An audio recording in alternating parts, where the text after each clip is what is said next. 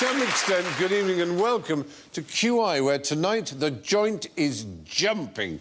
Lots of hoops to get through, so let's meet our jumpers. A classy thoroughbred, Julian Clary.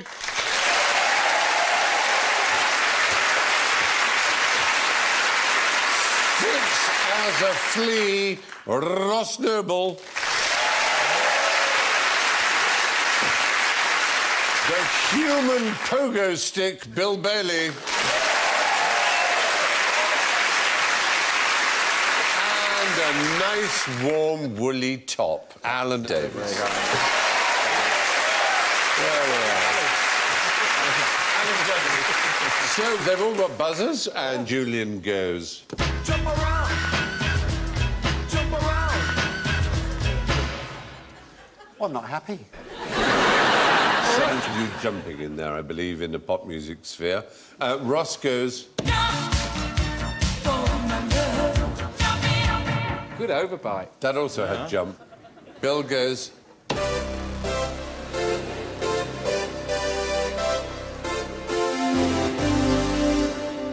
I've no idea what that means. That was the Van Halen! Alan goes. Tiny kangaroo down. A little jumpy thing, too. So it's jumpers. First tonight, I'd like you all to give me your impression of some Mexican jumping beans. Hello there, we are jumping beans. Yeah. Good at jumping, we cannot help ourselves. No.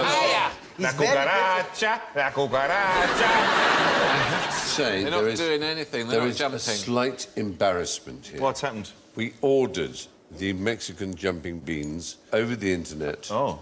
And they arrived in fully jumping form. Oh. But they have since died. I think this is... You've been had. This is a hazelnut. It looks like it. I know it looks like a hazelnut. Yeah. Here they are. It's more like Mexican fidgeting beans. Yeah. Can I just say that in a wildlife documentary, it's a pretty poor excuse, isn't it? Yeah, it is. If this was a wildlife record, here's these... We had some snakes earlier, but when they came in the post, DHL tried to wedge them through the... I know, it's deeply shaming. How were they mistreated, then? What's happened? Because Springwatch will hear of this. Can we revive them with some powdered Doritos? Play some Mexican music and they'll be up and running again. Oh, no. I'll just crack one open. There's something in it. Yes, there is. Tiny battery. Yes. There's a creature. There is a creature in there. There's a larva. A larva which has now sadly died, as you... Where did you get them become... from? Is it a flea of some kind? Is it a coleoptera? Is it from the coleoptera? You wanted to say beetle, aren't you? I want to say beetle. I said coleoptera. Which is even a really smart way of saying beetle. because this is that sort of programme, isn't it? It's not BBC Actually, Breakfast, is it? Well, I want you to say not coleoptera, but lepidoptera. Oh, you mean butterflies? Well, no. Moths. Moths? Yes. They're the larva of a moth. Ah, right. And to be fair, they are seeds, not beans. Yeah. Up to 20 million of them are exported from Mexico every year around the world as a novelty... Comedy purposes. Yeah, for comedy purposes.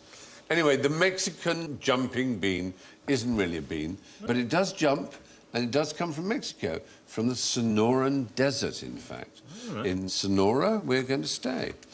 What's unusual about Bailey's pocket mouse? Wait a minute. Obviously, Bailey's pocket mouse doesn't look like that. No. If you take away the handsome features, that's it, Bailey's pocket mouse. Is it some sort of desert mouse that doesn't drink or something? Well, you're almost right. You're very close. Oh, it does drink, but only Bailey's. Yeah. That's right. It shins up the bottle like that, and it brings its own miniature parasol. There is a particular oil-bearing plant in Mexico. Jojoba. Yes! And it was thought for many years that the Bailey's mouse was the only one that could tolerate eating it, because it is basically disgusting to all other animals. So they can survive on shampoo? Well, that's the point, yeah. It has then become a useful oil. Since whaling stopped it has some of the same properties as whale oil. A lot easier to apprehend. Yeah, than a whale. Exactly. You just get hold of a jojoba plant and it gives off this oil. But very few animals eat it, and very few animals are tolerant of it, because it's a disgusting oil. Well, not if you're a Bailey's mouse, it's not. Exactly. And it was thought to be the only animal that could eat it. And in fact, 3 others have since been discovered that are also capable of surviving. Peep Burns. Jojoba. Pete Burns is one. Sean Ryder is another. And Bez, yeah. Your 3 go-to jojoba guys. As an oil, it's a laxative, and so some people use it as a frying oil, so that when you fry things in it, it just runs through you. So it's just a good way of keeping on the diet. But mostly jojoba is used for... Shampoo. Your skin. Your skin, shampoo, cosmetics. Yes. Who was it who made jojoba famous? Billy Connolly. Billy Connolly, exactly, did a famous routine about jojoba. What's that? What the fuck's that? Jojoba? Jojoba? He has a way of repeating words, Billy Connolly, that I remember many years ago, when for the first time he was elected president of Israel, and I got this phone call. Billy Connolly was? No. Hey, I tell you what! Israel, it's a lovely phrased this the place. wrong way, but this particular person had been, and the phone rang, and it was Billy Connolly. He didn't introduce himself. He just went, Benjamin Netanyahu. And I said, what? He said, Benjamin Netanyahu. And I said, sorry, who is this? He went, Benjamin Netanyahu? What's that about? For fuck's sake, Benjamin Netanyahu? And then he put the phone down. I thought, it was Billy Connolly riffing on the name Benjamin Netanyahu. Yeah, and he would have done the same with jojoba. Jojoba. The month before November, that was the joke, wasn't That, exactly. Sometimes Paul O'Grady phones me up and just goes, oh, then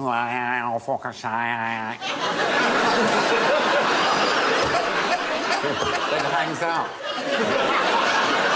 What's that? Get that? No. Stop it. No, don't. Doesn't say no, don't. Doesn't it? No, that's Frankie Howard. Oh, damn it. So easily confused. That was your jojoba. Now, who put jolly jumpers on their skyscrapers? Is it Cockney rhyming slang? Jumpers on your skyscrapers. Doesn't rhyme with anything. No, it doesn't. Cockney not rhyming slang. I'll tell you what, I put a jumper on a skyscraper. What's a skyscraper? it? Rhymes with rapers, that's all. Oh, stop it. Stop it right now. They swoop out the sky. A horrible bunch of skyscrapers. Go back in time. Go back in time before tall buildings. What was a skyscraper before there were such things? A tree? No. A hut. Was it an erection? No, it wasn't that. Well, some sort of plane or aviation device. Was it an aviation device? Look at the picture, look at the picture. A sail. And think. Oh, A mast. Yes, the top one was called the skyscraper, but above it there would be another one, which was called the Jolly Jumper. And the Jolly Jumper was the highest sail on a boat. So it would be a sailor who would put a Jolly Jumper on a skyscraper. Oh. Isn't that pleasing? That is quite interesting. Yeah, I'm glad you're interested. The other... Crow's nest, vest. Spinnaker, football commentator. But anyway, talking on skyscrapers and jumping is, of course, our theme. There's a famous kind of jumping that originated in Polynesia. Bungee. Bungee? Bungee jumping. How did that begin? It was the tribesmen with the twines. Yes. Twine themselves up. They used vines. Yeah, vines, twines. Vine, Yeah, exactly. Yeah. Rhyming slang, wasn't Vine, it? twine, yeah. Oh, the vines, Swine, twines. vine. Yeah, no, they're yeah, vines, so yeah. they tie it around and then they Nice. jump, but they didn't sort of... They tie it around go like that ankle. It would go into the mud. The heads go into the... Exactly. And right we have into the film mud. of precisely that. Oh, Here you are. there we It's go. pretty scary. Whoa. Yeah. Oh, that's got Not an idiot. But the thing about... All the women are laughing their heads off. That's the Pentecost Islands in the South Seas where it was first observed. And do you know who brought it to the world's attention? Butlins. No. It was David Attenborough, 50 years ago, did a documentary in which he showed this, and then Oxford Dangerous Sports Society started doing it off Clifton Suspension Bridge. Yes. But the first official bungee jumping was done by A.J. Hackett in New Zealand. Exactly. Queenstown. Oh, yeah. Near Queenstown. There's the bridge, and you're about to see a superhero, a man of astounding courage and bravery, do a bungee jump off the original A.J. Hackett Bridge. There he is. Can you see him there? He's fat. It's me! There I am. That was me bungee jumping just earlier this year, in fact. Goodness me. And do you know, the weird thing is, I am the biggest coward in the world. The moment I was picked up by the relief boat that picked you up, I said, I want to do it again. The adrenaline surge is so enormous. It is the biggest fun I've ever had. And does it pull at your ankles? Well, the major problem usually is detached retinas, actually. Yes. People get pop-eyed. What about when we went scuba diving and your mask was too tight? Remember that? Yeah, I don't His eyes nearly came out of his head. He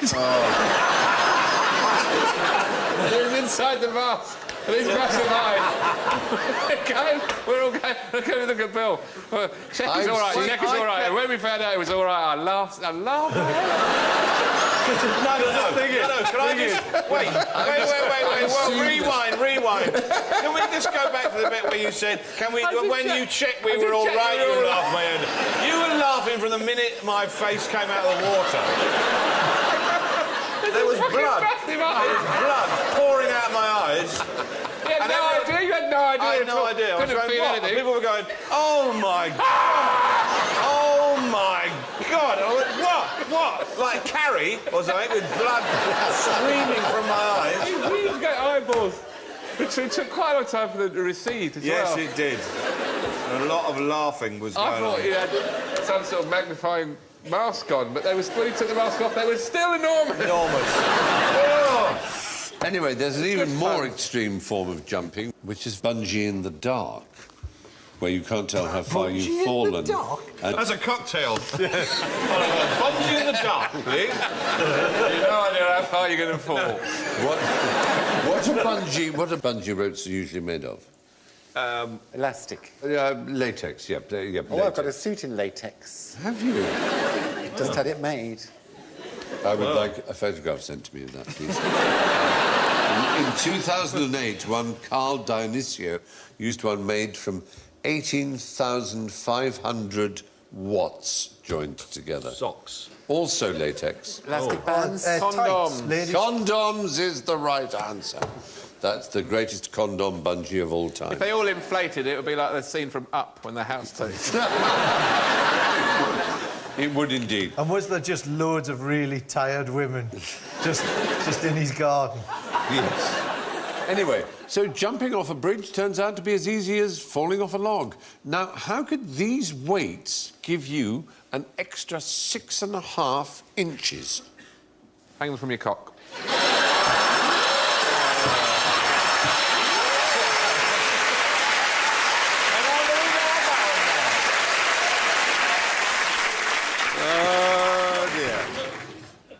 Is it to do with stretching out your spine? No. There's some sort of inscription on here. Yes, in what language? Sort of sound Greek, was it? Just if we Greek is the right answer. Is it Greek? Oh, That's right. a Greek this is the object. new Greek currency.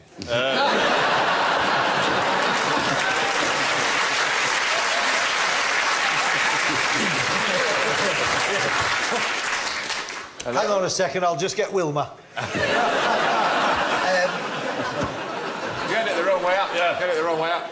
No, I've got no signal, I've got nothing. do it that way. No, the other way up. that way, Yeah, sorry. that's it. That's it. The mad thing is, if Bill and I were to put these two things together, we would unleash the apocalypse. So you're not allowed to. Keep away. Yeah. They're called halteres. They're Greek. OK. And they gave you an extra 6.5 inches advantage at a sporting event. Yeah? Yeah. Punching with rocks. 6.5 inches. Hurling with the other hand and that weight gives you more of a spin? That's a thought, but it's certainly an event in which you are judged by the greatest distance you have covered. Or the long jump. Long jumping.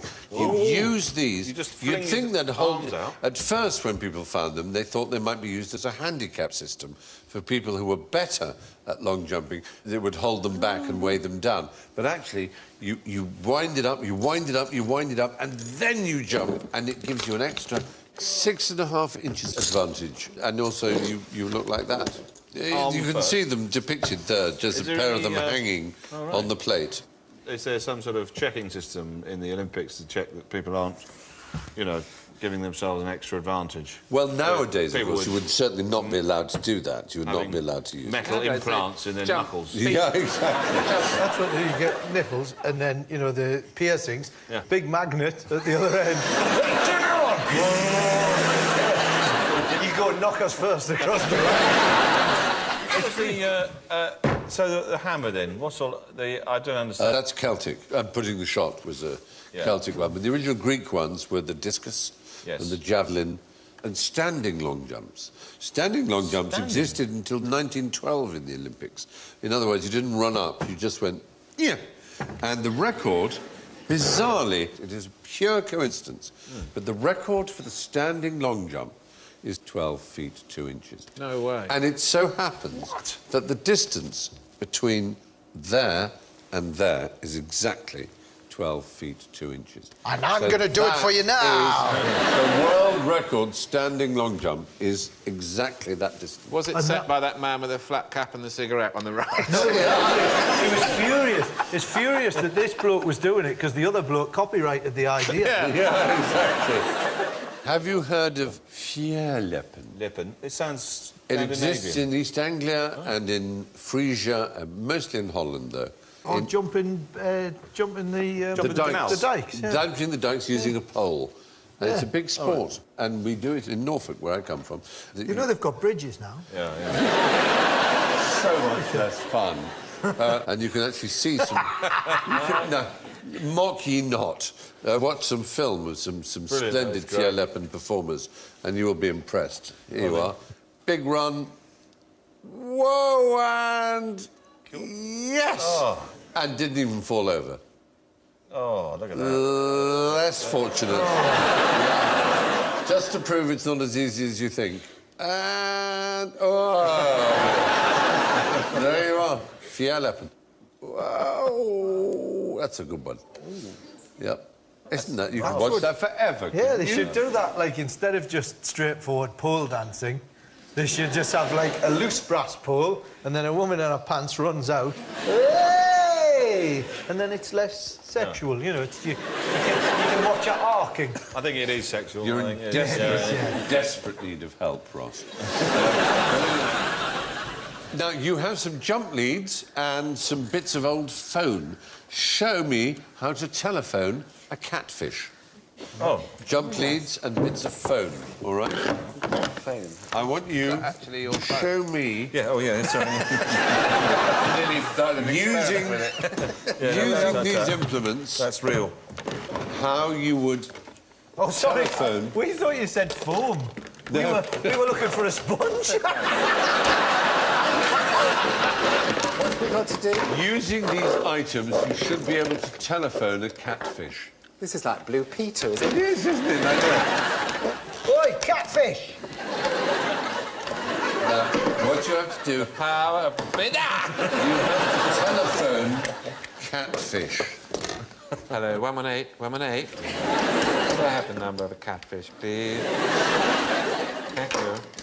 You're in America. Yep. Catfish, there you can see one behind you. Highly popular dish all over the southern states of Louisiana and places like that. There's a way of catching catfish using a telephone. OK. Yep. I'm just going to chuck something out here. Thrown at I'll me. throw it and see what the group thinks.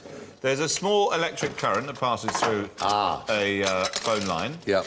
So you isolate... It passes here, here, here, and here. Yes, the current passes here, here, and here. So point A, B. Listen carefully. We'll say this only once. I'll say this only once. And then you place the these are called the powerful bulldog clips upon the two terminals here and here. That's electrocuting. I think you've connected the same wire to itself. Yes, there's a few teething problems, obviously. Now, there we are. There we have a current. There's a copper bit there. That must be doing something. Right. Yep. Now you place these in the water near the catfish, and then you dial, I don't know, 1-800 catfish, and causes a small current to pass through the water, stunning the catfish, which floats the service. You're absolutely right. It was in the early days of telephones, actually, to be honest, when they used these magnetos. It was the old dial-a-phone thing. Oh, yeah. And you would take that from your phone, the old wind-up phone. You'd crank the handle, the fish would be stunned by the electrical current, and you would simply scoop them up and take them home. So it's not specific to catfish? Well, it was used for catfish, and it was so successful that it became essentially illegal because it overfished the catfish population. I've seen someone doing that in Thailand with a car battery. Slung over his shoulder on a strap. I know, they do it. And a pole and just wading up to his knees and just zapping. And as you'll know, Bill, in Indonesia, they use cyanide and dynamite to fish. On the tourists. In Georgia, in 1955, you could get 30 days on a chain gang for telephoning a fish. It was called literally telephoning the fish.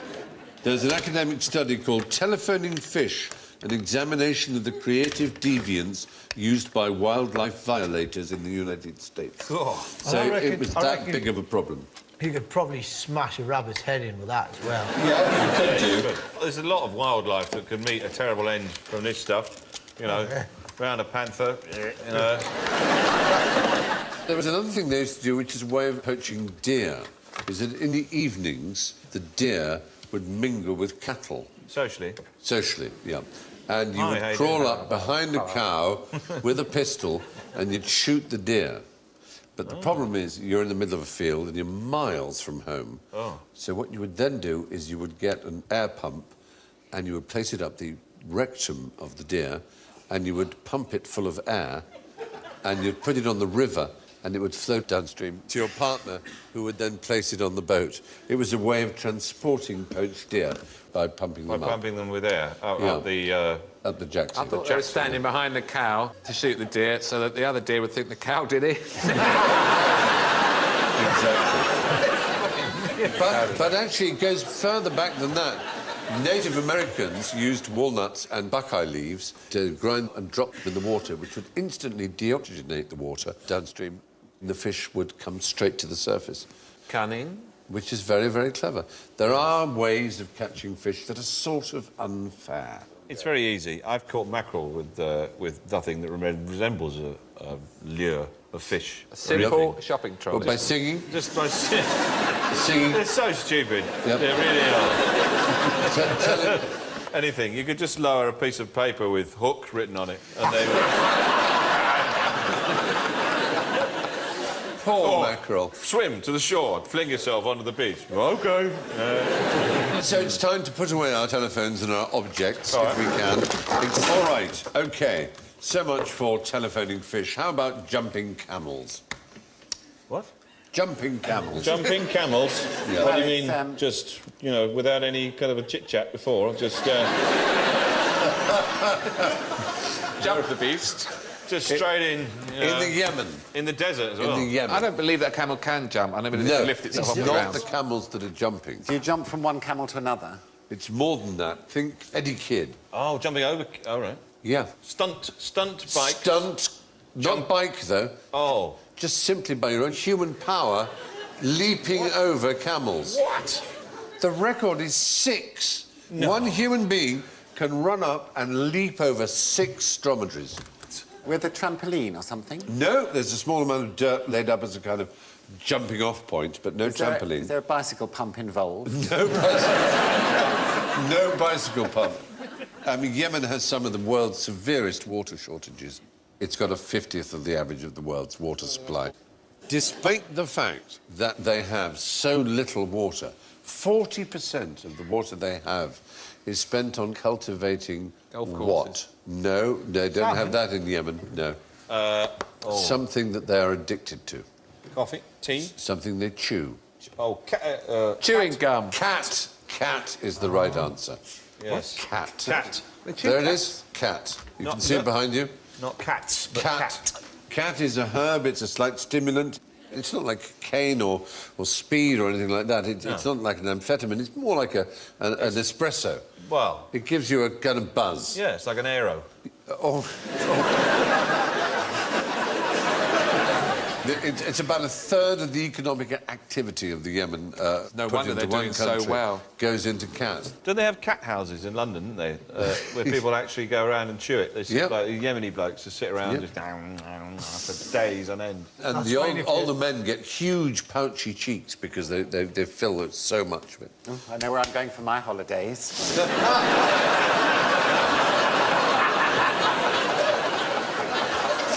All right. OK. So, while we're there, what did the environmentalists say to the camel? Stop farting. They produce a lot of methane. Yes, they do. Where in particular? Out their arse.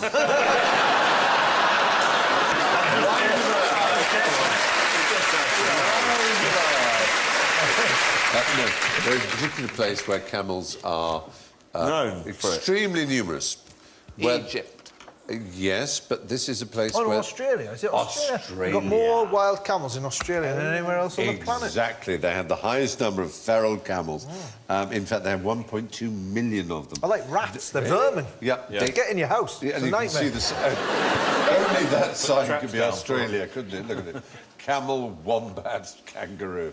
But the fact is, they export them to Arabia for meat and for racing. Because they're a finer sort of species of They were brought over originally as a pack animal to Australia. They seemed very natural because Australia's a dry country and camels survive well, obviously, in dry climates. People thought perfect, but of course they bred and they bred and they bred, and suddenly you've got these 1.2 million camels. Yeah. And they do an enormous amount of anal wind expulsion. they were on at download. Actually. Yeah. 45. It's actually. They supported orchestral manoeuvres in the dark. To be fair to them, it's not so much anal as oral. It's 45 kilograms of methane a year. Oh, God, you wouldn't want to stick one of them in a river, would you? They'd put it like a speedboat, wouldn't you? I've shot a camel. It's the equivalent of a metric ton of CO2 in its impact on global warming. It's quite extraordinary. It's a sixth the amount of the average car.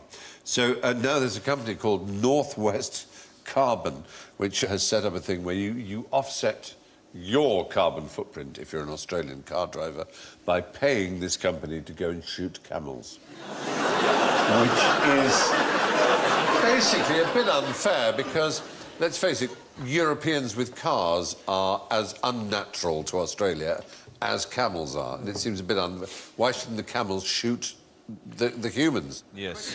Here's the thing, though, while we're talking about all this whole business of ecology, Sainsbury's, the supermarket chain, very useful supermarket chain, the great thing about Sainsbury's, it keeps the scum out of Waitrose.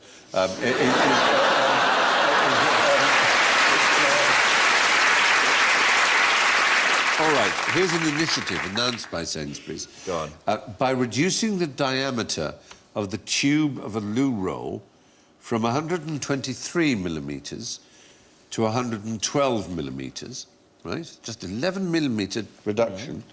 They will be able to fit more rolls into the same lorry. Given the scale of the loo roll market, we use 45 to 50 rolls a year each. And that's including you. I do that over weekend. Yes, all right. This will mean 500 fewer lorry trips a year just by doing that, by reducing the centre tube by 11 millimetres. Wow, this is the principal difference between men and women, in my view, is the amount of loo roll that women use is unbelievable. I mean, a roll could go in one visit. To be fair, though... Wrapping it round. What's that? At least women don't pee all over the floor. You know that that's not true. Lot of women clapping there. Obviously, they do use more loo, but it's a lot harder for them to shake than it is for us. Do you know what I mean? Cheeky flick, everything's fine. For a woman to do that, she's got to get on a swing. Or one of those power plates, you know, the ones that go... One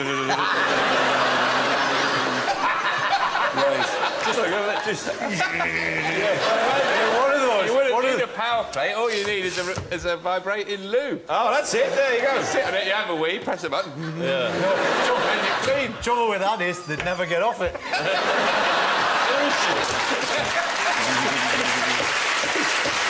coming out of there? Oh, God. I think I've got diarrhea. Now, here's the question. Here's The shaken vac. Drinking leaves of water. I have to tell you that the little baby Jesus, whom I have never believed in until this minute, has told me to change the subject. All right. And we're going to jump. As we're jumping, we're going to jump. We're going to jump to Spain. We're on a roll.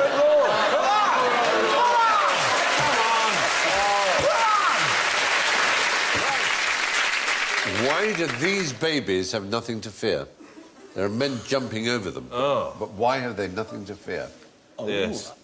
It's a real event that happens in Spain. Baby jumping. Baby jumping it's the baby jumping festival, El Colacho. El Colacho. Yes, of course. Near Burgos in northern Spain, in the Castillo de Murcia. The reason is that these babies have been purged of their original sin in this ceremony, so that if they die, they won't go to hell. Burgos has the largest cathedral in Spain. It's a very huge cathedral. Enormous. Yeah. I love the concept of original sin. It's like you go to confess and you go in and the priest goes, that's not original enough. Derivative sin. All right, then, I got a transit van and then pushed it into a bouncy castle. Yep, I haven't heard that before. Have a blessing. Well, yes, the Catholic Church is slightly embarrassed about this festival, actually, because... I could think, on the vibrating loo, you'd have different speeds, wouldn't you? Dial. Maybe side to side, forwards and back, round and round. But basically... And then one... and then one like the waltzers. They go right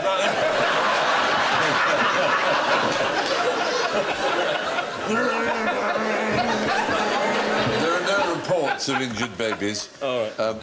So you may prefer to indulge in a Japanese ceremony called the Hadaka Matsuri. It's the Naked Festival. Raw baby eating. Yep, it takes place in Okayama. There they are. 500-year-old event. It culminates in 9,000 men in loincloths wrestling in mud. Are they all men? Some of them look like women. Well, they're all There's men. a woman in the middle there, surely. No, she's a man. He's a man. and then, in the end, the lucky man gets thrown a pair of sticks by a Shinto priest at around midnight, and the winner thrusts the sticks into a wooden box filled with rice and is granted a year of happiness. It seems a perfectly normal way to behave to me, don't you think? Yeah. So run me through it again. You get a pair of sticks. 9,000 naked men wrestle in mud. with great big pouchy mouths. And then eventually a Shinto priest throws 2 sticks to the winner, who sticks it in some rice and is granted happiness. OK. Yeah, that's it. I love rice. Yeah. Is that... Yeah. 5 stars on TripAdvisor, this, wasn't it? Yeah. All right. Jumping out of planes now. What? OK, what happens if you wear your parachute upside down? You get back on... You're going to say you get back on the plane? Yes, Bill, you're in first. I was going to say that you just it comes out the wrong way, and you're fine. It's inside out. Yes. You go upwards and you go back on the plane. Whoa! No. I would think you'd be all right, wouldn't you? The parachute would catch the air anyway and it would open. I have some experience of this. Yes, go on, tell us. I've done a tandem jump. I was once tossed through a hatch strapped to a red devil.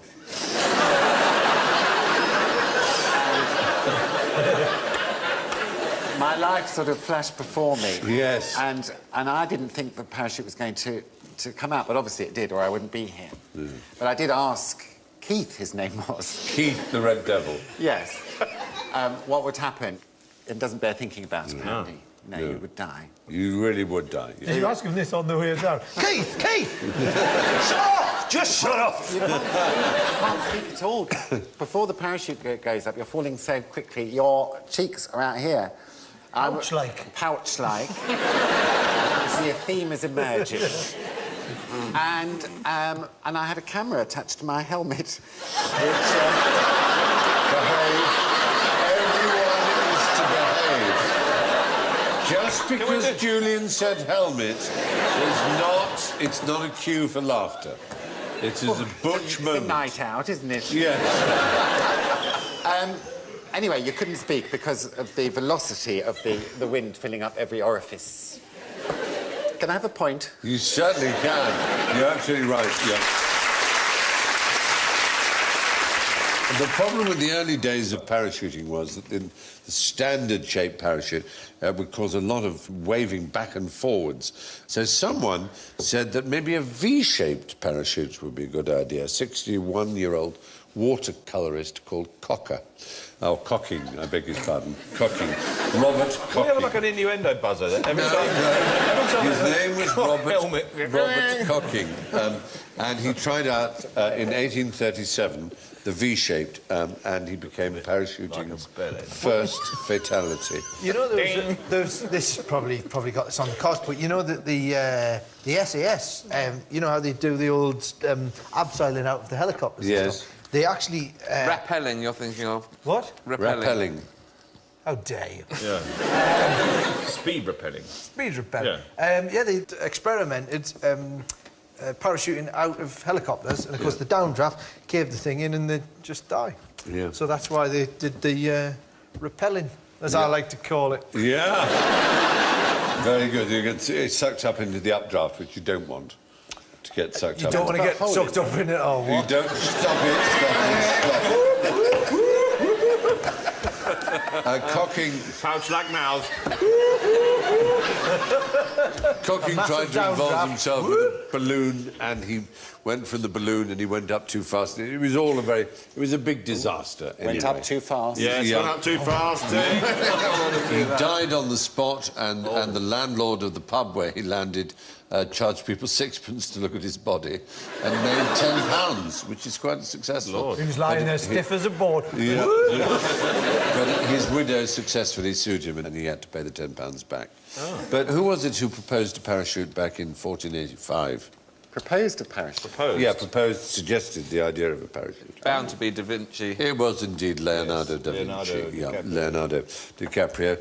He never tested it practically. The first actual jump of a parachute was made in 1783. Which is quite early, isn't it? Yes. By someone called Louis-Sébastien Lenormand, from a height of only 4 metres. So there we are. That's your parachuting. Now, this is fun. It's a dubious theory about jumping foxes. A dubious theory from Stephen Fry. According to researchers from the Czech Republic, foxes prefer to pounce on their prey in a northeasterly direction. As long as they do so, they are successful 73% of the time. If they jump in some other direction, they are much less successful, 18% of the time. So, the researchers think they must be using the Earth's magnetic field in some way which we don't yet understand. Dubious or not, visit foxyschmoxy.co.uk and then decide for yourself if you dare. A dubious theory from Stephen Fry. Yes, it is actually true that foxes do... Yeah, the vast majority of their pounces on mice, in particular, are in exactly that direction. In the northern hemisphere, the magnetic field tilts downwards at about 65 degrees. Yeah. And the idea is the fox searches for the spot where the angle of the sound hitting its ears matches the slope of the Earth's magnetic field. It knows it's then a fixed distance away and can accurately leap on the mouse. It seems to be that it does have some very strong bearing on the Earth's magnetic field. And while we're on the subject of snow, we should look at avalanches. What should you not do if there's a danger of an avalanche? Make a loud noise. Oh, Julian, I wish you hadn't said that. No. Although it's a convenient plot device in movies, the idea of a gunshot or a shout or a loud noise causing an avalanche is a complete fallacy. Oh, I'm sure I've seen it in a film. As I say, it does happen in films, but not in real life. Look at this one here. Wow. Look at it. Look at this. Coming straight at the camera. This is scary. Look at that. Jesus. Look, I mean, that is... Ah... I'd love it if it came over Julian and Ross. And then it's going to hit the camera in any minute. Bang. All right, so we're now going to have something incredibly exciting. At least I hope it's exciting. It's a jolly jape. I do love my jolly japes. I love a jolly jape. I've got here a little... what I'm going to try and do is I'm going to try and create something that will make you think, no, Stephen, this is not possible. Stephen, I will now bow down and worship you forever. I'm going to try and create a square bubble. No. Shut up, Stephen. I'm on the verge of worshipping you forever. Yeah, exactly. How would you not be? A square bubble. Shut the front door. So I've got this. I've got this here. Can you see that bubble there? Oh. But it's not yet square. But if I blow. No way! Square bubble. Oh. Square bubble.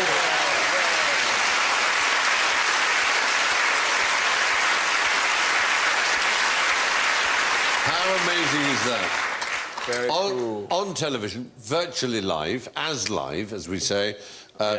It's probably the only interesting and important thing I've ever done in my life. But I'm proud, and thank you for enjoying my square bubble. Oh, well, that's the Jolly Jape. And on that bubble shell, I jump over to the scoreboard. I suppose I have to begin at the bottom. Julian. No. Unfortunately, you scored -7 points. You were at third place with -4. Thanks, sir. In second place with 5 points, Ross Noble. And just 1 point ahead on +6 is Bill Bailey.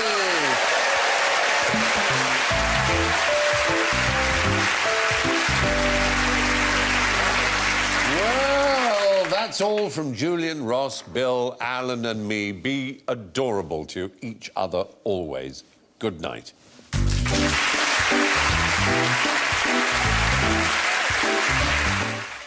Stay with us here on BBC HD, heading from Woolwich to Bangladesh as we find the toughest place to be a ferryman next.